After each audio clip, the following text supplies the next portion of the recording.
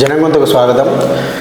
ఈరోజు మనం భారతీయ మజ్దూర్ సంఘ్ జాతీయ ఉపాధ్యక్షులు ఎస్ మల్లేశం గారితో ఏదైతే కేంద్ర ప్రభుత్వం తీసుకొస్తుందో అలా కార్మిక చట్టాలను 4 కోడ్లుగా విభజించి అదేవిధంగా చట్టాలను కాస్త కుదించి కొత్త చట్టాల రూపేణ 4 కోడ్లుగా విభజించి తీసుకువస్తుందో ఆ చట్టాల యొక్క రూపకల్పన మరియు వాటి యొక్క పర్యవసానాలు దాని విషయంపై పూర్తి స్థాయిలో వారితో చర్చ జరిపి చట్టాల గురించి అవగాహన కల్పించుకోవడానికి ఈరోజు జనగొంతు వారిని సంప్రదించడం జరిగింది. నమస్తే అండి. కేంద్ర ప్రభుత్వం ఏదైతే పాత కార్మిక చట్టాలను 4 కోడ్లుగా కుదించి తీసుకురావడానికి ప్రయత్నం చేస్తూ ఉందో, దాదాపు బయట మిగతా కార్మిక సంఘాల నుంచి కూడా కార్మిక చట్టాలను కుదిస్తున్నారు ఎందుకు అనే ఆలోచన అనే విమర్శలు వస్తున్నాయి. ఈ విమర్శల పరంగా చూసినట్లయితే భారతీయ మజ్దూర్ సంఘ్ యొక్క అభిప్రాయం ఏమిటి?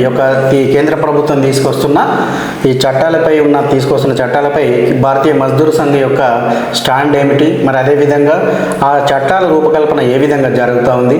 వాటిని మీ పరిచయంలో ఏ విధంగా మీరు స్వాగతిస్తున్నారు? కాస్త మా జనగొంతు బంధువుల కోసం వివరిస్తారని చెప్పి ఈ సందర్భంగా మీ దగ్గరికి రావడం జరిగింది. ధన్యవాదాలండి.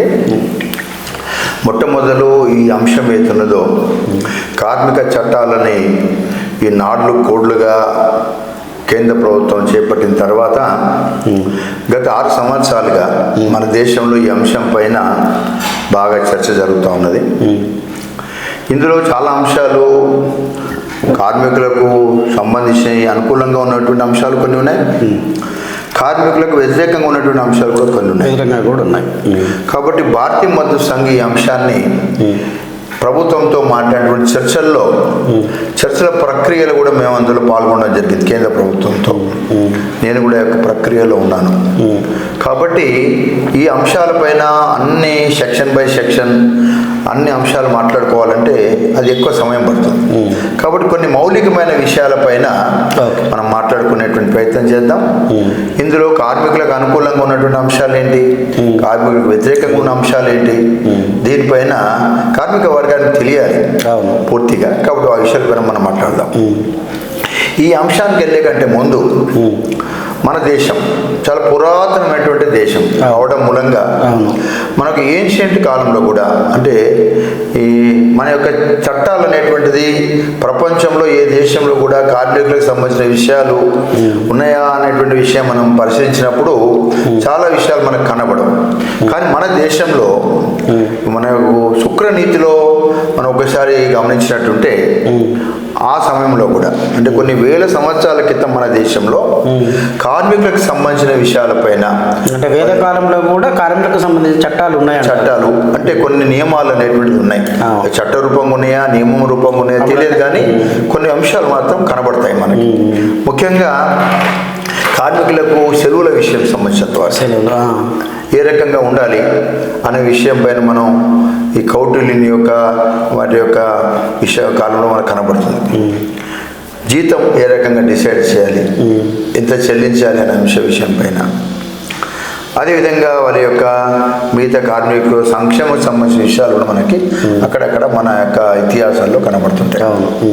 అంటే మన దేశంలో చాలా అనాదిగా కార్మికులకు సంబంధించిన విషయాలపైన ఒక ప్రక్రియ ఉందనే విషయాలపైన, నియమాలు ఉన్న విషయం పైన మనకు అర్థమవుతుంది. ఇది ఒక అంశం. ఇంకా ముందుకెళ్ళినట్టుంటే మన దేశాన్ని విదేశీయుల యొక్క పాలనలో ఉన్నప్పుడు కూడా మన దేశంలో కొన్ని కార్మిక చట్టాలు ఏర్పాటు చేశారు. అప్పట్లో ఉంటున్న అవసరాల దృష్ట్యా, ఇండస్ట్రియలైజేషన్ దృష్ట్యా కార్మికుడు యజమాని మధ్యలో ఎలాంటి విభేదాలు లేకుండా పనిచేయాలని, విభేదాలు ఉన్నప్పుడు పరిష్కార మార్గం ఏంటి, అదేవిధంగా పని గంటల విషయంలో గురించి కానీ లేకుంటే జీతభత్యాల విషయంలో గురించి కానీ అన్ని అంశాలు కూడా కార్మిక సంఘాలను ఏర్పాటు చేసే విషయంలో కానీ కొన్ని చట్టాలు అనేటువంటిది బ్రిటిష్ కాలంలోనే ఏర్పాటు చేసినటువంటి కొన్ని చట్టాలు మన దగ్గర ఉన్నాయి. అవి ఇప్పటికి కూడా అమల్లో ఉన్నాయి. ఉదాహరణకి 1923లో వర్క్మెన్ కంపన్సేషన్ యాక్ట్ అనేటువంటి చట్టం వచ్చింది. అంటే పని ప్రదేశంలో ఏదైనా యాక్సిడెంట్ జరిగినప్పుడు కార్మికుడికి జరిగేటువంటి నష్టం అవుతుందో, చనిపోతే కానీ అంగవైకల్యం జరిగితే కానీ వారికి ఇవ్వాల్సినటువంటి కంపన్సేషన్ ఇవ్వాల్సినటువంటి చట్టం 1923లో వచ్చింది. అట్లాగే 1926లో 1926లో ఇండియన్ ట్రేడ్ యూనియన్ యాక్ట్ అంటే కార్మిక సంఘాన్ని ఏర్పాటు చేయడానికి కోసం.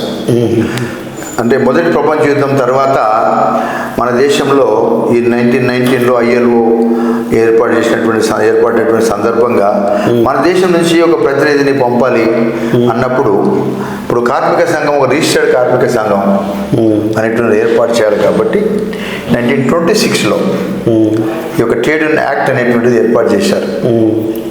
ఇంకా ముందుకెళ్ళినటువంటి 1936లో పేమెంట్ ఆఫ్ వేజెస్ యాక్ట్, జీతాలు ఏ రకంగా చెల్లించాలి, ఏమేమి డిడక్షన్స్ చేయాలి, డిడక్షన్స్ ఏమి ఆథరైజ్డ్ డిడక్షన్స్ ఏంటి, అన్ఆథరైజ్డ్ డిడక్షన్స్ ఏంటి, ఇవన్నీ విషయాలపై సంబంధించిన ఏ రూపంకి ఇవ్వాలా, క్యాష్ రూపంకి ఇవ్వాలన్నా, కైండ్ రూపంకి ఇవ్వాలన్నా, అకౌంట్లో ఇవ్వాలా అనేటువంటి అన్ని విషయాలపైన కూడా అందులో ఉన్నటువంటి అంశాలు మనం 1936లో వచ్చినటువంటి పేమెంట్ ఆఫ్ వేజెస్ యాక్ట్లో చూస్తాం. 36లో అదేవిధంగా 1946లో industrial employment standing orders act, అంటే ప్రతి ఇండస్ట్రీలో కార్మికులకు సంబంధించినటువంటి పని విధి యొక్క నియమావళి ఉన్నాయి, డూస్ అండ్ డూ నాట్స్, అంటే వాటి యొక్క వర్కింగ్ కండిషన్స్ సబ్జెక్ట్ విషయం పైన ఈ యొక్క స్టాండింగ్ ఆర్డర్స్ ఏవైతున్నాయి. ఇప్పుడు మన స్టాండింగ్ ఆర్డర్స్ చెప్పుకుంటాం సింపుల్గా.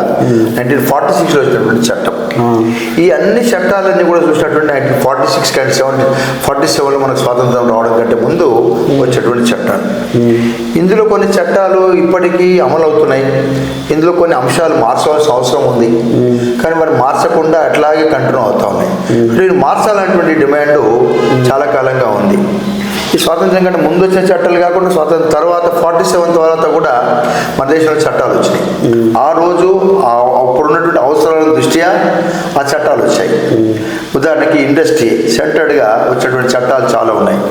1947లో ఇండస్ట్రియల్ కార్మిక వివాదాల చట్టం, ఇండస్ట్రియల్ డిస్ప్యూట్ యాక్ట్ అంటాం, 1947లో వచ్చింది. అదేవిధంగా 1948లో ఇప్పుడు మినిమం వేజెస్, కనీస వేతనాలు, ఒక పనికి వేతనం ఎంత ఉండాలనేటువంటి నిర్ధారణ చేసేటువంటి చట్టం ఈ కనీస వేతనాల చట్టం 1948లో వచ్చినటువంటి చట్టం. ఇప్పుడు ESI చట్టం అవుతున్నదో అది కూడా 1948లో వచ్చింది, ESIC యాక్ట్. 1952లో ఇప్పుడు మనకు ఈపీఎఫ్ అండ్ MP యాక్ట్ అంటాం, employees pension provident fund act, provident fund and miscellaneous provisions act అంటాం, దాన్ని 52లో వచ్చింది. అట్లాగే గ్రాట్యుటీ ఉంది, పేమెంట్ ఆఫ్ గ్రాట్యుటీ యాక్ట్ 1972లో వచ్చింది. ఇక పోస్ట్ ఇండిపెండెన్స్ వచ్చిన చట్టాలు ఉన్నాయి. అయితే మన దేశంలో ఈ యొక్క కాన్స్టిట్యూషన్లో లేబర్ అనేటువంటి అంశం అవుతున్నదో అది కాంకరెంట్ లిస్ట్లో ఉంది. కాంకరెంట్ లిస్ట్ ఉండడం మూలంగా కార్మికులకు సంబంధించినటువంటి చట్టాలు కేంద్ర ప్రభుత్వం కూడా తయారు చేస్తుంది, అట్లాగే రాష్ట్ర ప్రభుత్వం కూడా తయారు చేస్తుంది. అంటే రెండు కేంద్రానికి రాష్ట్రానికి ఇద్దరికి కూడా కార్మికుల పైన సంబంధించిన చట్టాలు చేసే అధికారం ఉంది. కాబట్టి మొత్తం భారతదేశంలో కేంద్రం ద్వారా చేసినటువంటి చట్టాలు కావచ్చు, లేక వివిధ రాష్ట్రాల ద్వారా చేసిన చట్టాలు కానీ 150 చట్టాలు మన దేశంలో ఇప్పుడు ఉన్నాయి కార్మికులకు సంబంధించిన అంశాలు. ఈ అన్ని చట్టాలను మనం ఒకవేళ లోతుగా పరిశీలించినట్టుంటే చాలా చట్టాలలో మనకి సెల్ఫ్ కాంట్రడిక్షన్ కనబడుతుంది. డిఫరెంట్ అంటే ఒక చట్టానికి పొంతన లేకుండా, అంటే ఒక చట్టము ఒక ఎంప్లాయీ డెఫినేషన్ ఉంది, కార్మికుడు అనే డెఫినేషన్ ఉంది, అది ఐడియా యాక్ట్లో ఒక రకంగా ఉంటుంది, వేజెస్ యాక్ట్లో పేమెంట్ ఆఫ్ మినిమం వేజ్ యాక్ట్లో ఒకటి ఉంటుంది, బోనస్ యాక్ట్లో ఒకటి ఉంటుంది, ESIలో ఒకటి ఉంటుంది. ఈ రకంగా ఉండడం మూలంగా ఇంప్లిమెంటేషన్లో చాలా కష్టం అవుతుంది కార్మికుడికి న్యాయం జరగడం లేదు. ఇంకోటి ఏ చట్టమైనా యూనివర్సల్ అప్లికేషన్ ఉండాలి. యూనివర్సల్ అంటే ఏంటి, అందరికి సమానంగా దాని యొక్క ఉపయోగం ఉండాలి. కార్మికుడు అంటే ఒకటే డెఫినేషన్ అందరికి ఉపయోగపడాలి. ఉదాహరణకి ఇప్పుడు కనీస వేతనాల చట్టం ఉంది. ఇప్పుడు కనీస వేతనాల చట్టం మన రాష్ట్రంలో కెమికల్ ఇండస్ట్రీ వర్కర్కి వచ్చే జీతం ఒకటి ఉంటుంది. అవును. అదే ఇంజనీరింగ్లో పనిచేసే వర్కర్కి ఒక జీతం ఉంటుంది, షాప్లో పనిచేసే వర్కర్కి ఒక జీతం ఉంటుంది, పెట్రోల్ బంక్లో పనిచేసే కార్మికులకు ఒక జీతం ఉంటుంది, బీడీ కార్మికులకు ఒక జీతం ఉంటుంది. ఒకే నగరంలో ఒకే ప్రదేశంలో పనిచేస్తే డిఫరెంట్ ఇండస్ట్రీలో పనిచేస్తే ఇండస్ట్రీని బట్టి జీతం ఉంటుంది. ఎందుకు వచ్చింది ఈ ప్రాబ్లం అంటే షెడ్యూల్స్ ఆఫ్ ఎంప్లాయ్మెంట్ క్రియేట్ చేశారు మినిమం వేజెస్లో. ఒక షెడ్యూల్కి ఒక రకమైనటువంటి జీతం. ఇది రాష్ట్ర ప్రభుత్వం డిసైడ్ చేస్తుంది. అట్లాగే కేంద్ర ప్రభుత్వం పరిధిలో పనిచేసే కార్మికులకి కేంద్ర ప్రభుత్వం కనీస వేతనాలు డిసైడ్ చేస్తుంది. ఇప్పుడు బండారు దత్తాత్రేయ గారు ఉన్నప్పుడు ఈ యొక్క కనీస వేతనాలు ఏవైతున్నాయో సెంట్రల్ ఇన్స్పెక్టర్లు ఉండే వాళ్ళకి 18,000 ఉండాలని డిసైడ్ చేశాడు. దత్తాత్రేయ గారు ఉన్నప్పుడే చేశారు అది. తర్వాత దానికి డిఏ సిస్టమ్ పెట్టాడు. డిఏ కూడా 6 నెలలకు ఒకసారి మనకి జీతం పెరుగుతుంది. ఈరోజు ఈ సెక్టర్లో పనిచేసేటువంటి కార్మికులకు, కాంట్రాక్ట్ కార్మికులకి, పబ్లిక్ సెక్టర్లో పనిచేసే కార్మికులకి, రైల్వే కానీ, పోస్టల్ కానీ, టెలికాం కానీ ఇక్కడ పనిచేసిన 21,000 పైన ఇవ్వాల్సినటువంటి పని ఆ చట్టం ద్వారా కార్మికులకు అధికారం కల్పించారు. ఇప్పుడు మన రాష్ట్రానికి వస్తే, ఇప్పుడు నేను పబ్లిక్ సెక్టర్లో పనిచేస్తున్నాను అనుకోండి, నాకు ఒక జీతం వస్తుంది. అట్లాగే ఇంకో కార్మికుడు ఈ ప్రైవేట్ కెమికల్ ఇండస్ట్రీలో పనిచేస్తున్నాడు, అతనికి వచ్చే జీతం 13,000 వస్తుంది. సేమ్ పని, సేమ్ అతను 8 గంటలు పనిచేస్తాడు, నేను 8 గంటలు పనిచేస్తాను. ఎందుకంటే అతని రాష్ట్ర పరిధిలో ఉండేటువంటి జీవో ప్రకారం అతనికి జీతం వస్తుంది. ఈ రకమైన వైవిధ్యం అనేటువంటిది ఉన్నది. అంటే ఇది ఒకే రకమైన మనిషి 8 గంటలు పని చేస్తే ఒకే రకమైన పని చేసినా కానీ అదే ఈ రకంగా డిఫరెన్స్ ఉన్నాయి. దీనికి కారణం ఏంది? చట్టంలో ఉన్నటువంటి యొక్క లోపం. ఈ లోపం దూరం చేయాలనేటువంటిది చాలా సంవత్సరాలు ఉంది, అందరూ అడుగుతూ ఉన్నారు. ఇది ఒక ఉదాహరణ చెప్పారు. ఈ చట్టాలన్నింటినీ కూడా కోడిఫై చేసి కార్మికులకు ఆచరణలకు అందుబాటులో ఉండాలి, అందరికీ ఈజీగా అర్థమయ్యేటట్టు ఉండాలి. ఈ రకంగా దీన్ని మార్చాలని ఈ ప్రక్రియ చాలా కాలంగా మన దేశంలో ప్రారంభమైంది. మొట్టమొదటి యొక్క అటెంప్ట్ 1959లో అప్పుడు first national commission on labour అప్పట్లో ఏర్పాటు చేయడం జరిగింది. 1969లో first national commission on labour Gajendragadkar గారి నాయకత్వంలో కమిషన్ వేసినప్పుడు ఈ అన్ని అంశాలపైన చర్చ జరిగింది. అప్పుడు జీతము అంటే మినిమం వేజ్ ఎట్లా డిసైడ్ చేయాలి, ఏ అంశాలు పరిగణలోకి తీసుకోవాలి, ఒక కుటుంబం అంటే ఎంతమంది, ఒక భార్య భర్త 2 పిల్లలు ఎన్ని యూనిట్ల కింద పరిగణించాలి, వారి యొక్క క్యాలరీస్ ఆఫ్ ఫుడ్ ఎంత ఉండాలి, వారికి ఇంకా మినిమం రిక్రియేషన్ ఫెసిలిటీ ఏమి ఉండాలి, హౌసింగ్ ఎంత ఉండాలి, మిగతా ఎక్స్పెండిచర్ ఒక కులబద్ధ తయారు చేశారు. దాన్ని కూడా సుప్రీంకోర్టు చాలా జడ్జిమెంట్స్లో దాన్ని తర్వాత ఈ అంశం అయితే చర్చ జరిగిందో దాన్ని సుప్రీంకోర్టు కూడా దాన్ని ఆమోదించడం జరిగింది. అట్లా చాలా విషయాలపైన ఎప్పటికప్పుడు చర్చ జరుగుతూ సుప్రీంకోర్టు వరకు వెళ్ళడం, కోర్టుల ద్వారా వెళ్ళడం, వివాదం క్రియేట్ కావడం అట్లా వస్తూ వచ్చాయి. అయితే కార్మిక సంఘాలన్నీ కూడా దీన్ని మార్చడానికి కోసం ప్రభుత్వం దగ్గరికి వెళ్ళి చట్టం మార్చండి అయ్యా అని అడగడం వస్తూ వచ్చింది. ఈ ప్రయోగం కొనసాగుతూ 1999లో మళ్ళీ second national commission on labour Vajpayee గారు ప్రధానమంత్రిగా ఉన్నప్పుడు second national commission on labour వారు కాన్స్టిట్యూట్ చేశారు. ఈ అన్ని వివాదాలన్నీ కూడా దేశం మొత్తం కూడా స్టడీ చేసి కార్మికుల యొక్క సమస్యలపైన ఒక అవగాహనకు రావాలని ఒక ప్రయత్నం వారు చేశారు. అప్పుడు రవీంద్ర వర్మ అని జనతా పార్టీ పీరియడ్లో అయితే లేబర్ మినిస్టర్గా ఉన్నారో వారిని చైర్మన్గా పెట్టి కమిటీ వేశారు. అందులో బిఎంఎస్, ఐఐటిసి, ఏఐటిసి, సిఐటియు అన్ని కార్మిక సంఘాలు కూడా ఉన్నాయి, హెచ్ఎంఎస్ అందరూ కూడా దీనిపైన ఏకాభిప్రాయంతో ఏమన్నారంటే లేదండి, ఈ చట్టాలలో ఉన్నటువంటి వైవిధ్యం అవుతున్నదో, ఈ కన్ఫ్యూజన్ అవుతున్నది. తర్వాత కార్మిక వర్గానికి దేశంలో 7%, 8% కార్మిక వర్గానికే ఈ చట్టాలు అమలు అవుతున్నాయి. ఇక 90% పైన కార్మిక వర్గానికి ఈ చట్టాల యొక్క ఉపయోగాలు ఏమి లేవు. కాబట్టి అందరికీ ఉపయోగపడ్డట్టు యూనివర్సల్ అప్లికేషన్, ఒకే రకంగా దీని లాభం రావాలి, దీని యొక్క ఫలితాలు అందాలి అనేటువంటి కల్పన ఆ రోజు ఇవ్వడం జరిగింది. కానీ పొలిటికల్ రీజన్స్ మూలంగా ఏ ప్రభుత్వం కూడా దీన్ని సవరించే ప్రయత్నం ఎవరు చేయలేదు. కానీ మోడీ గారు మళ్ళీ అధికారంలోకి వచ్చిన తర్వాత 2014 తర్వాత ప్రక్రియ ప్రారంభమైంది. అప్పుడు వారు అన్ని కార్మిక సంఘాలతో కన్సల్టేషన్ చేశాడు, భారతీయ మజ్దూర్ సంఘంతో కన్సల్ట్ చేయడం జరిగింది. దత్తాత్రేయ గారు లేబర్ మినిస్టర్ ఉన్నప్పుడు దీన్ని ఏకవంతం చేశాడు. మేము కూడా ఆ యొక్క ప్రక్రియలో పాల్గొన్నాం. అప్పుడు ప్రభుత్వం ఏం చెప్పిందంటే ఇందాక చెప్పినట్టుగా మొత్తం దేశంలో 150 పైన కార్మికులకు సంబంధించిన చట్టాలు ఉన్నప్పటికీ కేంద్ర ప్రభుత్వం ద్వారా వచ్చిన చట్టాలు 44 ఉన్నాయి. ఈ 44లో దాదాపు ఒక 15 చట్టాలు, దాంట్లో 8-9 చట్టాలు జిఎస్టీలో మనలో చర్చ వచ్చినప్పుడు జిఎస్టీలో మెర్జ్ కావడం జరిగింది. ఇంకో 5-6 చట్టాలు రిటైర్డ్ ఉపయోగకరంగా లేవు. అట్లా మిగిలితే ఇప్పుడు ఆచరణలో ఉన్న ఇంప్లిమెంటేషన్ ఉన్న చట్టాలు ఏవైతున్నాయో 29 చట్టాలని 4 కోడ్ల కింద మార్చాలని ప్రభుత్వం డిసైడ్ చేసింది. ఆ ప్రతిపాదనలు అన్ని కార్మిక సంఘాలకు ఇచ్చాయి. కార్మిక సంఘాల యొక్క ఒపీనియన్ కూడా అడిగింది. భారతీయ మజ్దూర్ సంఘం కూడా ఇందులో యాక్టివ్గా పార్టిసిపేట్ చేసింది. ఈ 4 కోడ్లలో మొదటి కోడ్ అవుతున్నదో code on wages. Code of wages. Code on wages అంటే వేతనాలు సంబంధించినటువంటి అన్ని అంశాలు అందులో ఒక దగ్గర తెచ్చారు. ఒక కోడ్లో ఒక జీతాలకు సంబంధించిన అంశం అంతా ఒక కోడ్లోకి వచ్చింది. అందులో ఈ పేమెంట్ ఆఫ్ వేజెస్ యాక్ట్ 1936లో వచ్చిన చట్టం అందులో ఉంటుంది. ఈ మినిమం వేజెస్ యాక్ట్ 1948లో వచ్చిన చట్టం అందులో ఉంటుంది. తర్వాత పేమెంట్ ఆఫ్ బోనస్ యాక్ట్ 1965లో వచ్చినటువంటి అందులో వస్తుంది. ఈక్వల్ రెమ్యునరేషన్ యాక్ట్ 1976లో వచ్చింది. అంటే జెండర్ డిస్క్రిమినేషన్ ఉండకూడదు. ఈక్వల్ రెమ్యునరేషన్ యాక్ట్ ఏం చెప్తుంది అంటే మహిళలకి పురుషులకు కూడా అందరూ కూడా ఒకే రకమైన జీతం ఉండాలి. పురుషులకు అయితే ఒక జీతం, మహిళలకు ఒక జీతం. అది బ్యాడ్ ఇన్ లా, అదే చట్టం ఒప్పుకోదు. ఈ రకంగా 4 చట్టాలు ఏవైతున్నాయో payment of wages act 1936, minimum wages act 1948, payment of bonus act 1965, అదేవిధంగా ఈక్వల్ రెమ్యునరేషన్ యాక్ట్ 1976. ఈ 4 చట్టాలు కలిపి కోడ్ ఆన్ వేజెస్ అని ఒక కోడ్ తేవడం జరిగింది. ఈ 4 కోడ్లు కలిపినటువంటి కోడ్ ఆన్ వేజెస్ని భారతీయ మజ్దూర్ సంఘ్ సమర్థించింది. 4 సమర్థించిందా? 4 కోడ్లు కలిపి 4 చట్టాలు, పాత చట్టాలు కొత్తగా ఒకటే చట్టంగా వచ్చేది చూసిందో దాని పేరు కోడ్ ఆన్ వేజెస్. దాన్ని సమర్థిస్తుంది. రెండవ కోడ్ ఏతున్నదో సోషల్ సెక్యూరిటీ కోడ్. సామాజిక భద్రత సంబంధించిన అంశాలు ఉన్నాయి. అందులో ESI, provident fund, maternity, gratuity ఇలాంటి చట్టాలు 9 పాత చట్టాలు కలిపి మనం ఈ సామాజిక భద్రత సంబంధించిన ఒక చట్టం అది చేయడం జరిగింది. 1920 దాని సోషల్ సెక్యూరిటీ కోడ్ 2020 అంటారు దాన్ని. దాన్ని మనం వ్యతిరేకించాం, దాన్ని కూడా సమర్థించాం. 3వ అంశం అవుతున్నదో ఇండస్ట్రియల్ రిలేషన్స్ కోడ్. సింపుల్గా చెప్పాలంటే ఐఆర్ కోడ్ 2020. ఇందులో పాత 3 చట్టాలు ఉన్నాయి.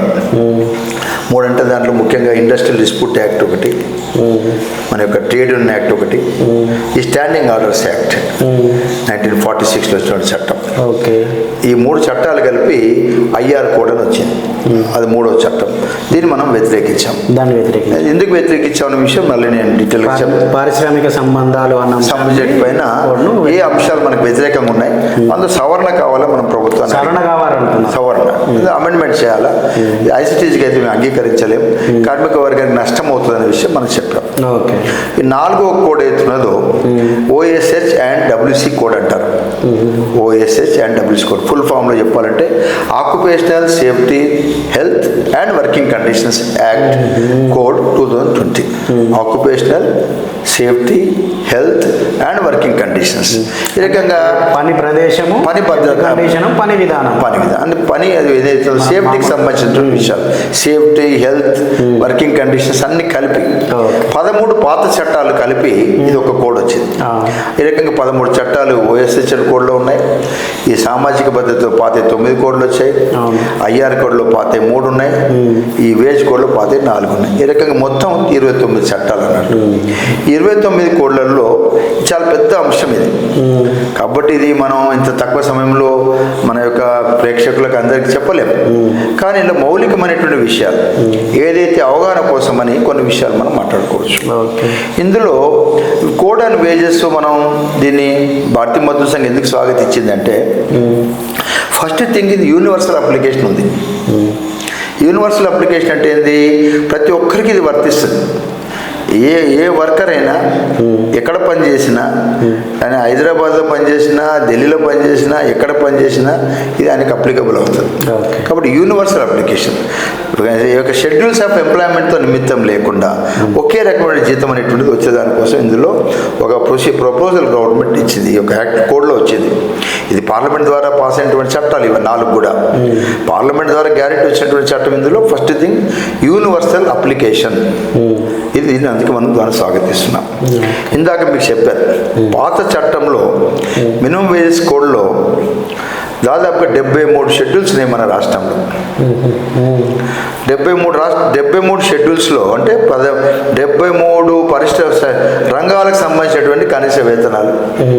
మన ఇండస్ట్రీలో బీడీ ఇండస్ట్రీ ఉంటుంది, షాప్స్ ఉంటాయి, కమర్షియల్ ఎస్టాబ్లిష్మెంట్స్ ఉంటాయి, పెట్రోల్ బంకులు ఉంటాయి, సినిమా హాళ్ళు ఉంటాయి, కెమికల్ ఇండస్ట్రీ ఉంటుంది, ఇంజనీరింగ్ ఇండస్ట్రీ ఉంటుంది, రబ్బర్ ఇండస్ట్రీ ఉంటుంది, ఈ రకంగా స్లేట్లు తయారు చేసే కంపెనీలు ఉంటాయి, ఎలక్ట్రికల్ సంబంధించిన పరిశ్రమలు ఉన్నాయి, తర్వాత ఎలక్ట్రానిక్ సంబంధించిన పరిశ్రమలు ఉన్నాయి, రకరకాల పరిశ్రమలు ఉన్నాయి. ఒక్కొక్క పరిశ్రమకు ఒక జీతం. ఈ షెడ్యూల్స్ ఆఫ్ ఎంప్లాయ్మెంట్లో ఉన్నటువంటి డ్రాబ్యాక్.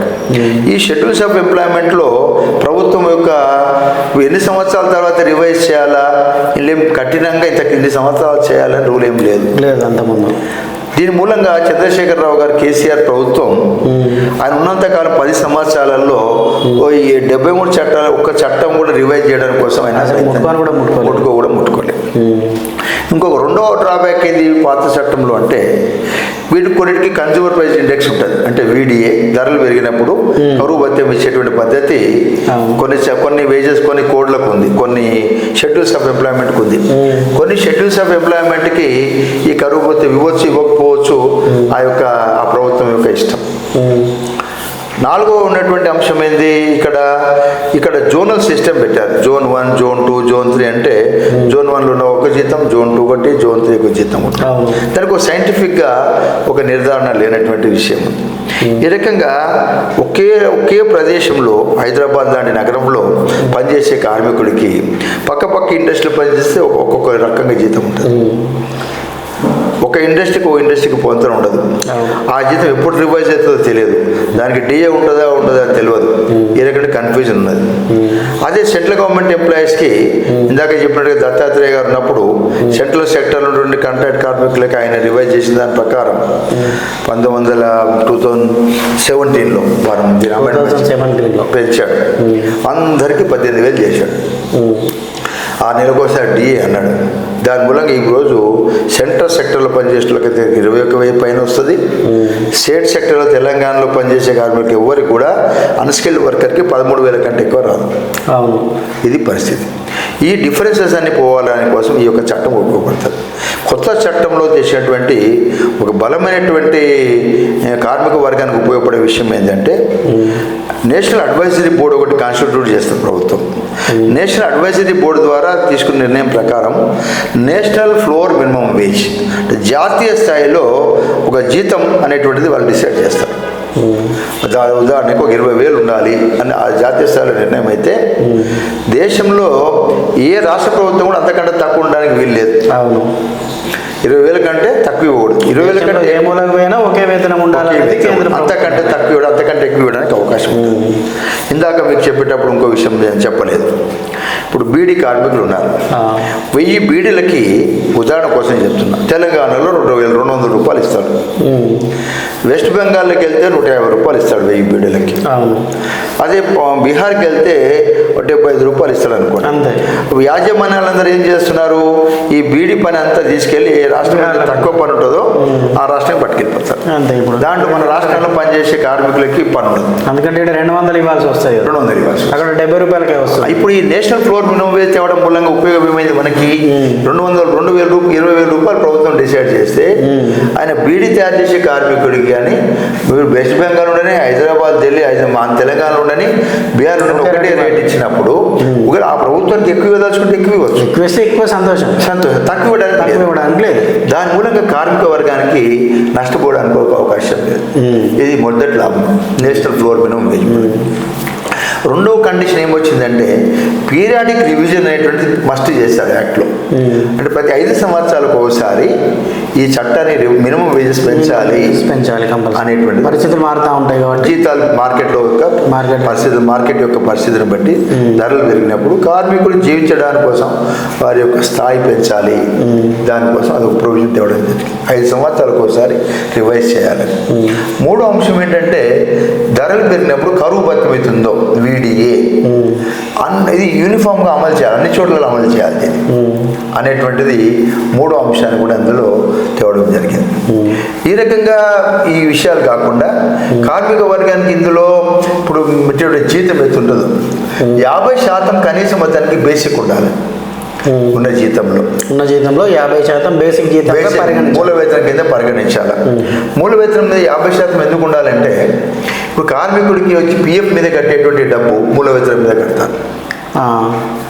గ్రాట్యుటీ రేపు వర్కర్ రిటైర్ అయిన తర్వాత వెళ్ళేటప్పుడు వచ్చేటువంటి అమౌంట్ ఏదో గ్రాట్యుటీ, అది గ్రాట్యుటీ ఆ యొక్క మూల వేతనం మీద లెక్కిస్తారు. ఓవర్ టైం పేమెంట్ అవుతున్నదో మూల వేతనం మీద లెక్కిస్తారు. బోనస్ పేమెంట్ అవుతున్నదో మూల వేతనం మీద లెక్కిస్తారు. ఇప్పుడు కొన్ని కంపెనీలు ఉన్నాయి హైదరాబాద్లో, వాళ్ళు 20% మూల వేతనం పెడతారు. కొన్ని రబ్బర్ ఇండస్ట్రీస్ ఉన్నాయి, వాటిపైన మనం మా హైదరాబాద్లో చాలా చోట్ల మనం కేసు వేసాం. ప్రావిడెంట్ ఫండ్ కమిషన్ కూడా కొన్ని డిస్ప్యూట్లు ఉన్నాయి. 20% మీద కార్మికుడికి పిఎఫ్ కడతాడు. 20% మీద కడితే కార్మికుడికి రిటైర్మెంట్ తర్వాత అతను ₹1,00,000 కూడా ప్రావిడెంట్ ఫండ్లో జమ కావు. చనిపోతే వాళ్ళ కుటుంబానికి ఆ ₹1,00,000 ఆ కుటుంబం ఎట్లా బతుకుతుంది? భవిష్య నిధి ప్రావిడెంట్ ఫండ్ అనేటువంటిది కార్మికుడికి చనిపోతే కుటుంబానికి సాయం చేయడానికి, అతను రిటైర్ అయిన తర్వాత కార్మికుడికి ఉపయోగపడేటువంటిది. దాని ద్వారా పొందేటువంటి బెనిఫిట్లు కానీ, ఈడిఎల్ఐ బెనిఫిట్ కానీ మొత్తం ఆ యొక్క ఫండ్ మీద ఆధారపడుతుంది. ఈ రకంగా 20% మీద యాజమాన్యాలు కట్టడం మూలంగా కొత్త కార్మిక వర్గం నష్టపోతుంది. ఇన్ని సంవత్సరాల సంది వాళ్ళు కేసులు వేసి కొట్లాడి మనం కేసు వేస్తాం, వాడు హైకోర్టుకి వెళ్తాడు, అప్పీల్కి వెళ్తాడు, వీళ్ళకి వర్కర్ రిటైర్ అయిపోతాడు. కానీ చట్టబద్ధత అనేటువంటి చేయడం జరిగింది. ఇప్పుడు చట్టబద్ధత చేయడం మూలంగా విధిగా ప్రతి మేనేజ్మెంటు జీతంలో 50% కంటే తక్కువ ఉండకూడదు అనేటువంటి నియమం రావడం మూలంగా కార్మికుడికి ఇప్పుడు ఈ రకంగా లాభం అవుతుంది. ప్రావిడెంట్ ఫండ్ కానీ, గ్రాట్యుటీ కానీ, బోనస్ కానీ, ఓవర్ టైం బెనిఫిట్ కానీ, ఇవన్నీ విషయాలన్నీ కూడా మనకి ఇందులో వస్తున్నటువంటి అంశాలు ఉన్నాయి. ఈ రకంగా మనకి ఇందులో వచ్చినటువంటి డెఫినేషన్, వేజ్ యొక్క డెఫినేషన్లో బేసిక్ అనేటువంటిది కూడా ప్రాక్టికల్గా ఇందులో రాయడం జరిగింది. ఈ రకమైనటువంటి విషయాలు ఉన్నాయి. ఇంతేకాకుండా ఇంకో విషయం ఏంటంటే, ఇంతకాలం కాంట్రాక్టర్స్ ఏం చేస్తారంటే ముఖ్యంగా 10,000 జీతం ఇస్తారు, అతని అకౌంట్కి 3,000 రిటర్న్ ఇచ్చేయమంటారు క్యాష్ ఇచ్చేసి. ఈ రకంగా యాజమాన్యం వాళ్ళు లేకుంటే పని నుంచి తీసేస్తారు అనేటువంటి భయపెడతా ఉంటారు. ఈ రకమైన దోపిడీ ఎత్తున్నదో పాపం కార్మికుడికి ఉద్యోగం పోతుందని భయంతో తిరిగి కాంట్రాక్టర్కి చెల్లించేటువంటి పని చూస్తూ ఉంటాం మనం. అంటే ఇది ఈ రకమైన లోపభూయిష్టం ఉండకుండా, లేకుంటే అతను ₹100 కాగితం, వాళ్ళకి ₹1,000 10,000 జీతం ఇస్తాను కాగితం మీద రాసి అతని చేతిలో పెట్టే డబ్బు తక్కువ ఉంటుంది, రిజిస్టర్లో ఒకటి ఉంటుంది, అమౌంట్ ఒకటి ఇస్తారు. ఈ రకంగా చాలా ఫ్రాడ్ అనేటువంటిది యాజమాన్యాలు చేస్తుంటాయి. కాబట్టి ఫ్యూచర్లో ఇవన్నీ ఫ్రాడ్ తగ్గడానికి కోసం యాక్ట్లో ప్రొవిజన్ కూడా వచ్చింది. ఇది మన రాష్ట్ర ప్రభుత్వం అయితే గజెట్ కూడా ఇచ్చింది, తెలంగాణ ప్రభుత్వం. గతంలోనే కేసీఆర్ గారు ఉన్నప్పుడు గజెట్ ఇచ్చారు. ఏదైనా కూడా శాలరీ అనేటువంటిది మనకి చెక్ రూపంగా పేమెంట్ చేయాలి, అంటే అకౌంట్ రూపంగా పే చేయాలనేటువంటిది, అకౌంట్లో వేయాలంటే ఒక గవర్నమెంట్ జీవో కూడా ఇచ్చింది. కానీ ఇది చట్టబద్ధత చేశాం. కాబట్టి దేశవ్యాప్తంగా అన్ని రాష్ట్రాలు దీన్ని ఇప్పుడు అమలు చేయాల్సిన పరిస్థితి వస్తుంది. కాబట్టి ఇది ఒక అంశం కూడా మనం ఇందులో ఉన్నాయి. అట్లాగే బోనస్ సబ్జెక్ట్ విషయం పైన ఎంతకాలం ఇప్పుడు కాంట్రాక్ట్ వర్కర్స్ ఉంటారు. కాంట్రాక్ట్ వర్కర్కి బోనస్ ఇవ్వడు. అదే ఇండస్ట్రీలో పనిచేస్తారు, ఆ కంపెనీలు కోట్లాది రూపాయలు లాభాలు అయితే పొందుతుంది యాజమాన్యం. పర్మనెంట్ వర్కర్ల కంటే ఎక్కువ కాంట్రాక్ట్ వర్కర్లు ఉంటారు. కాంట్రాక్ట్ వర్కర్ల కష్టము వారి చేసిన శ్రమ ఫలితంగానే కంపెనీ లాభాలు వస్తాయి, కానీ వాళ్ళకి బోనస్ ఇవ్వడం. కానీ రాబోయే కాలంలో ఈ కాంట్రాక్ట్ వర్కర్లకు కూడా బోనస్ ఇవ్వాలి, 30 రోజులు పనిచేస్తే ఏ వర్కర్కి అయినా బోనస్ ఇవ్వాలనేటువంటిది అది మ్యాండేటరీ క్లాజ్ వచ్చింది. వాళ్ళు కాంట్రాక్టర్ ఇవ్వకపోతే ప్రిన్సిపల్ ఎంప్లాయర్గా యాజమాన్యం మీద దానికి రెస్పాన్సిబిలిటీ వహించాల్సి వస్తుంది అనే అంశం కూడా ఇందులో వచ్చినటువంటి అంశం ఉంది. ఈ రకంగా చాలా అంశాలు ఉన్నాయి. కాబట్టి వీటన్నిటి ఇందులో కూడా కొన్ని నష్టాలు, కొన్ని కార్మికులు ఇంకా సవరించి ఇంకా మేలు చేయాల్సిన అవసరం ఉంది. మన దేశానికి స్వాతంత్రం వచ్చి 75 సంవత్సరాలు అయింది. ఇప్పుడు మనం మాట్లాడుకునే చట్టాలన్నీ ఒకటి 36లో వచ్చింది, ఒకటి 48లో వచ్చింది, ఒకటి 65లో వచ్చింది, ఒకటి 76లో వచ్చింది. ఇప్పటివరకు ఎప్పుడు సవరిస్తే ఏం నష్టం, ఏమవుతుందో, ఏం అల్లరవుతుందో కార్మిక వర్గం నుంచి అని పాలక వర్గాలు అట్లాగే నిర్లిప్తతో ఉన్నాయి. కార్మిక సంఘాలు స్లోగన్ ఇస్తున్నాయి తప్ప రియల్గా దీన్ని ఏదో మార్పు చేసి కార్మికులకు ఉపయోగపడే ప్రయత్నం చేయాలి. పూర్తి స్థాయిలో ఒత్తిడి అనేట్లేదు. కానీ పార్టీ మద్దతు సంఘ చిత్తశుద్ధితోటి మనకు అనుకూలంగా ఉన్నటువంటి కంపల్సరీ మనం ఇంప్లిమెంట్ చేయించాలా, అనుకూలంగా లేదు దానికోసం కొట్లాడాలా అనే లైన్ తీసుకున్నాం మనం క్లియర్గా. దానిపైన నేను కూడా ఈ గవర్నమెంట్ ఆఫ్ ఇండియాతో జరిగినటువంటి ఈ యొక్క డిస్కషన్స్ నేను కూడా పార్టిసిపేట్ చేశాను. ఈ విషయాలు చాలా ఉన్నాయి, సమయం దృష్ట్యా అన్ని విషయాలు టచ్ చేయడం లేదు. కానీ ఇది దీని భారతీయ మజ్దూర్ సంఘ్ ఇది పాజిటివ్గా ఉన్నటువంటి చట్టం కాబట్టి ఈ యొక్క కోడ్ ఆన్ వేజెస్ 2019 ఇది పార్లమెంట్ ద్వారా పాస్ అయింది. కేంద్ర ప్రభుత్వం విధి విధానాలు రూల్స్ కూడా తయారు చేసింది. రాష్ట్ర ప్రభుత్వాలు తయారు చేయాలి. అన్ని రాష్ట్ర ప్రభుత్వాలు తయారు చేసిన తర్వాత ఇది అమలు అవుతుంది. దీని కేంద్ర ప్రభుత్వం తొందరగా అన్ని రాష్ట్ర ప్రభుత్వాలు ఎందుకు ఇందాక చెప్పినట్టు ఇది కాంకరెంట్ లిస్ట్ ఉంది లేబర్ సబ్జెక్ట్ కాబట్టి కేంద్ర ప్రభుత్వం తయారు చేయాలా రూల్స్, అట్లాగే రాష్ట్ర ప్రభుత్వం కూడా తయారు చేయాలి. అందరూ తయారు చేసినాక ఇది అమలు అవుతుంది. కానీ ఈలోపు కొన్ని కార్మిక సంఘాలు దీన్ని అన్ని చట్టాలను వ్యతిరేకిస్తున్నాం అని చెప్పి దీన్ని కూడా వ్యతిరేకిస్తున్నారు. కానీ భారతీయ మజ్దూర్ సంఘగా గుడ్డిగా వ్యతిరేకించడం, గుడ్డిగా సమర్థించడం కరెక్ట్ కాదు. పొలిటికల్ రీజన్స్తో మనం సమర్థించడం, పొలిటికల్ రీజన్స్ వ్యతిరేకించడం కాదు. న్యాయబద్ధంగా ఈరోజు మనం చూసినట్టుంటే యూనివర్సల్ కోడ్ అప్లికేషన్ కానీ, పీరియాడికల్ రివిజన్ కానీ, వీడియో సబ్జెక్ట్ కానీ, బిఏ బేసిక్ 50% ఉండాలనే విషయం కానీ, లేక కార్మికుడికి జీతం ఇవ్వకపోతే డైరెక్ట్గా దీనిపైన క్వశ్చన్ చేసే అధికారం కానీ అన్నీ కల్పించిన తర్వాత కొన్ని చట్టబద్ధత వచ్చింది కాబట్టి ఈరోజు యూనివర్సల్గా అందరు కార్మిక వర్గానికి ఒకే రకమైన జీతాలు పొందేటువంటిది. అతని జీతభత్యాలు పెరుగుతాయి కదా, కార్మికుడి యొక్క స్థాయి, అతను జీవించేటువంటి స్థాయి పెరుగుతుంది. కార్మిక వర్గం యొక్క ఉద్దేశం ఉండేది కార్మికుడి యొక్క జీవించే స్థాయి పెరిగినప్పుడు, కార్మికుడు సంతోషంగా ఉన్నప్పుడు ఆ ఇండస్ట్రీలో కూడా పని చాలా ప్రొడక్షన్ పెరగడం, ఇండస్ట్రియల్ రిలేషన్స్ ఏవైతున్నాయో సానుకూలంగా ఉండడం అనేటువంటి ఏ చట్టమైనా ఎందుకు చట్టాలు తేవడం జరిగింది? చట్టం యొక్క ఉద్దేశం ఇండస్ట్రీ పీస్ఫుల్గా ఉండాలి, ఇండస్ట్రీ పీస్ఫుల్గా ఉండాలి, ఇటు కార్మికుడు సంతోషంగా ఉండాలి. ఇద్దరి యొక్క ప్రయత్నం మూలంగా నేషనల్ యొక్క ప్రొడక్షన్ మనం ప్రొడక్షన్ చేసి దేశం యొక్క సంపద పెంచాలి. ఇది మూల ఉద్దేశం. కానీ ఈ మూల ఉద్దేశాలలో మౌలికమైనటువంటి జీతం అనేటువంటిది ఉద్దేశం దృష్టిలో పెట్టుకొని ఈ యొక్క జీతం రిలేటెడ్ అన్ని విషయాలు కాబట్టి ఒక దగ్గరికి తీసుకోవడం జరిగింది. కాబట్టి దీన్ని నేను సమయం దృష్టి అన్ని విషయాలు టచ్ చేయడం లేదు. కానీ ఈ కార్మికులకు అనుకూలంగా మొత్తానికి మెజారిటీ చట్టాలు స్వాగతిస్తున్నారు, కొన్ని సవరించమని కోరుతున్నారు అంతే తప్ప మెజారిటీ ఈ వేజ్ కోడ్ సంబంధించిన విషయంలో అన్ని చట్టాలు ఏ చట్టానికి ఏ కోడ్కి కోడ్కి మన డిస్కషన్ ఉంది. కాబట్టి ఈ కోడ్ సంబంధించిన వరకు మన భారతీయ మజ్దూర్ సంఘ స్టాండ్ అంటే మిగతా యూనియన్లు మాత్రం పూర్తిగా వ్యతిరేకిస్తాం. 4 కోడ్లు మేము వ్యతిరేకిస్తాం. 29 చట్టాలు పాత అమల్లో లేకున్నా అమలున్నా కార్మికులు ఉపయోగపడకపోయినా అన్ని వ్యతిరేకిస్తున్నాం. ఇందులో కొన్ని కార్మిక వ్యతిరేక విషయాలు ఉన్నాయి, వాటిని మేము వ్యతిరేకిస్తున్నాం. వాటిని మీరు కూడా మేము వ్యతిరేకిస్తున్నాం. ప్రభుత్వం మీద ఒత్తిడి తెస్తున్నాం. మనం చాలాసార్లు ప్రభుత్వంతో మాట్లాడాం.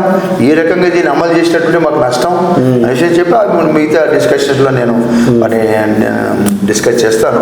ఈ అంశం subject code on wages subject సంబంధించినంత వరకు ఇది కార్మికులకు ఇన్ ప్రిన్సిపల్గా ఇది యూనివర్సల్ అప్లికేషన్తో పాటుగా కార్మిక వర్గానికి ఉపయోగకరంగా ఉందనే అంశంతో మేము దీన్ని స్వాగతిస్తూ ఉన్నాం.